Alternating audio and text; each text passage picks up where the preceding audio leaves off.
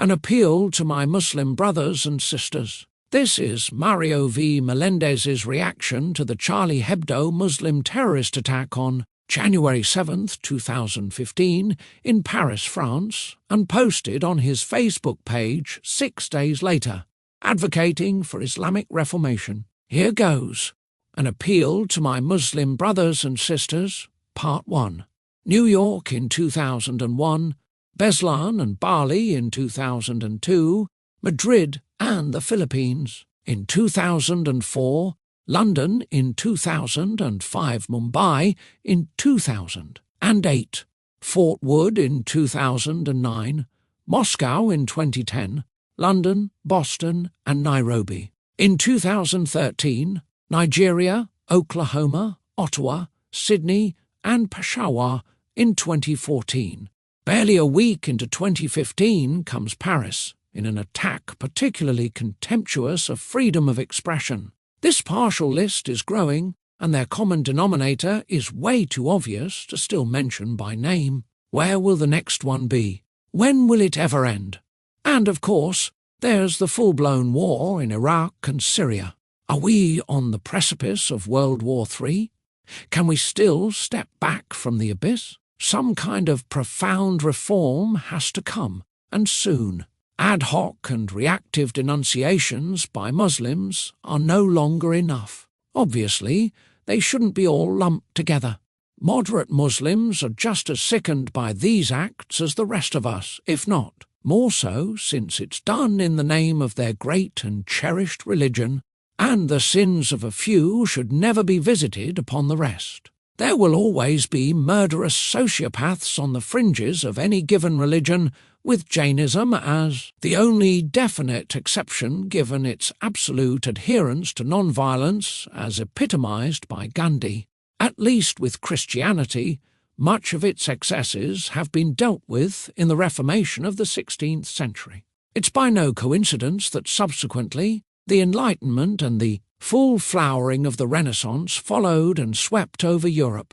Since there's always room for improvement, Catholicism is still a work, in progress and being tweaked here and there, from significant changes made in the 1963 Second Vatican Council to the subtle ones by Pope Francis in the present. As a Roman Catholic myself, I take great pride in the fact that I'm part of a living self, correcting religion and not an intransigent and anachronistic relic from the distant past. Even Judaism has had its reformation, to keep up with the times and to survive in alien surroundings where they ended up. In the diaspora, Jews realized they had no choice if their religion was to survive. To answer the call, along came a brilliant Jewish philosopher named Moses Mendelssohn, who planted the seed for Judaism's reformation by critiquing it from an enlightened, rational and universal perspective. Mendelssohn realized that for his beloved religion to remain relevant to the times, it must adapt to it and not the other way around. Inspired by his thoughts, grassroots reformists began sprouting up in the Jewish ghettos of Germany in the early 19th century and gradually spread throughout Europe and America.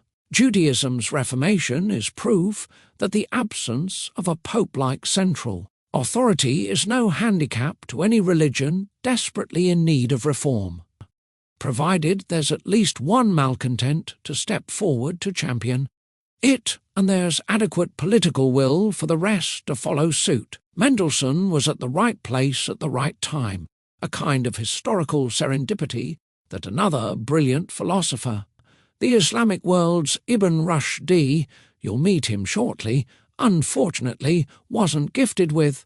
Today, thanks to him and to the reformists who picked the torch from him, Judaism is very much alive and thriving. And the anti-Semitism that survives to the present isn't because of its reformation, but in spite of it. As perhaps Judaism's greatest achievement since its golden age, a millennium ago, it was able to bind together through the centuries geographically scattered Jews until their home state was created in 1948, triggering a reverse exodus. Then, from the ground up, Jews built a model home for freedom and democracy in an unwelcoming and extremely hostile Islamic neighborhood, pockmarked and blighted by dictatorship, theocracy, and totalitarianism. As in any competitive environment, the rule is diversify or die. Judaism made the right choice at the right time and survived. Which brings me to a lesson in nature. Like everything else in the known universe, there's not one organism that stays the same and immutable. Absent evolution, all species would have gone extinct. With man wiped out, all his trappings, including religion, will be out of the question, and no one will be left debating which religion is superior. Evolution is an integral part of God's design. The only thing that doesn't change in the universe is the fact that it's always changing. State of flux is God's way, not status quo, which is merely contrived by man. Which begs the question, if change is so routine to God, why is it so repulsive to man? If God preferred inertia and immutability, he would have gone there, but he didn't. And despite what religious absolutists want to believe, there's not a single thing he created that's so perfect and so final that there's no need to reform it. And with all due respect, my beloved Muslim brothers and sisters, I submit that that includes their great religion, granted he created it, a proposition, followers of the two other great Abrahamic religions, not to mention Buddhism.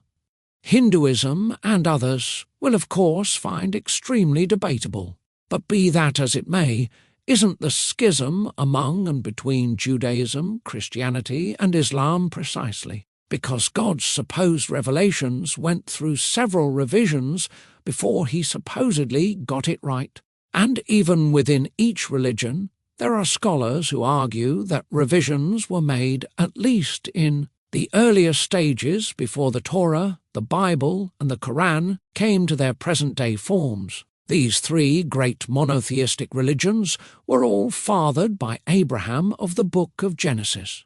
In their infancy, the younger learned from the older, with Islam having benefited the most, being the youngest. Now grown-ups, shouldn't there be a healthy sibling rivalry and friendly competition to bring out the best in each other? Or at least, how about a modicum of respect and gratitude by the younger to the older? Must it really be a zero-sum triumphalism and no-holds-barred fight to the death bloodbath a la Roman gladiators until only one is left standing? Why can't these three brothers from the same patriarch be each other's keeper? Or are they doomed to repeat the sin of Cain? All three Abrahamic religions share the very same narrative of fratricide, according to which Cain killed his brother Abel to monopolize the affection of God, but only earned him his eternal curse. There's an eerie parallelism here. Was that actually an allegorical foretelling of the age-old hostilities between and among these religions, the so-called clash of civilizations? And was the curse on Cain actually God's forewarning of a similar curse awaiting a religion that causes the destruction of another? Speaking of the truly curseworthy, in 2001, the Taliban dynamited two 1,700-year-old giant Buddha statues in Afghanistan, all because these savages saw them as incompatible with Islam's prohibition on idolatry, the very same root cause. For the Paris massacre last week, whether or not the terrorists knew it, for the same reason, not even Islamic holy sites are safe. In 2012, an al-Qaeda franchise blew up centuries-old mausoleums of Muslim saints in Timbuktu, Mali. And last June, a 2,000-year continuous tradition of celebrating Mass by the world. Oldest Christian community, dating back to when it was still known as Mesopotamia, was broken when ISIL attacked Mosul, Iraq, defiled its ancient holy sites, and made the indigenous Arab Christians choose between converting to Islam or being beheaded. Vastly overshadowed in the news cycle last week is a far deadlier carnage in Nigeria by Boko Haram 3 days before the Paris massacre involving a 10-year-old girl suicide bomber. As if that depravity isn't enough, just last month, ISIL beheaded schoolchildren for refusing to convert to Islam. What kind of extreme psychological pathology could desensitize one enough to go about decapitating a child in the name of anything, let alone Allah's? All these bring to mind the words of a hugely prominent Muslim, I'll get back to him later, mere days earlier. To promote a much-needed introspection of his beloved religion, he posed the rhetorical question, quote, "Is it possible that 1.6 billion people should want to kill the rest of the world's inhabitants, that is 7 billion, so that they may themselves live?" Unquote. Indeed, but as bad as the stories in the news are, they are by perverted extremist elements on the fringes and not representative of mainstream Islam. Granted that to find success stories to balance them out, we have to reach far back into the distant past. That's the end of Part 1. Please click on the link on screen to Part 2.